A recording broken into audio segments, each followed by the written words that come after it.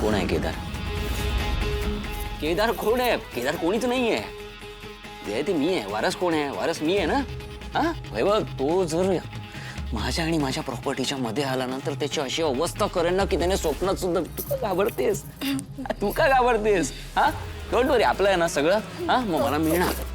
Don't वरी, मला मिळणार. सगळं आपलं आहे, ते मलाच मिळणार.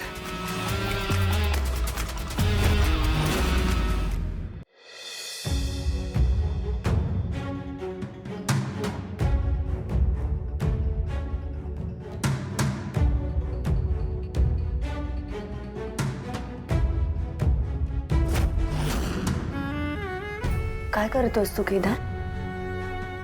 असं काहीही करू नको ज्याच्यामुळे नंतर वाईट वाटेल.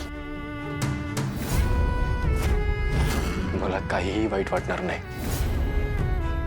केदार, त्या माणसाशी माझा काहीही संबंध नाहीये. नाही, तू मानलंस काय किंवा नाही मानलंस काय, तुमचं नातं बदलणार नाहीये.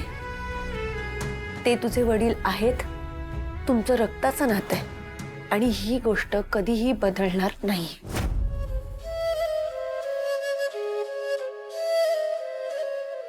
KD, sorry. आत्याने तुझ्याशी असं नव्हतं वागायला पाहिजे. ती जे काही बोलली त्याच्यासाठी मी माफी मागते. मला माहिती आहे आता तू कुठल्या परिस्थितीतनं जातोस ते.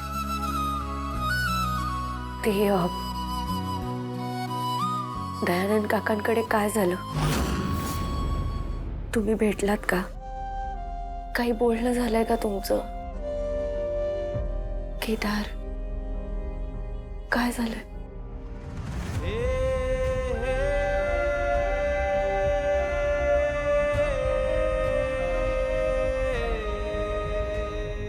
केदार, शांत हो.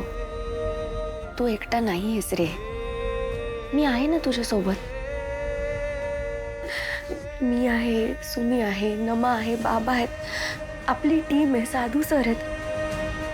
तू एकटा नाहीयेस. शांत हो. मला नाही कळत आहे बॉस, सगळं कसं घडलं. मला कळतंय, पण हे बघ केदार, ही सत्य परिस्थिती आहे. तू ती जितक्या लवकर स्वीकारशील ना तितकाच तुला त्रास कमी होणार आहे. त्याच्यामुळे हे लवकरात लवकर मान्य कर. नाही, नाही स्वीकारायचंय मला हे सत्य. नाही सत्य ना तो माणूस, काहीच नको मला.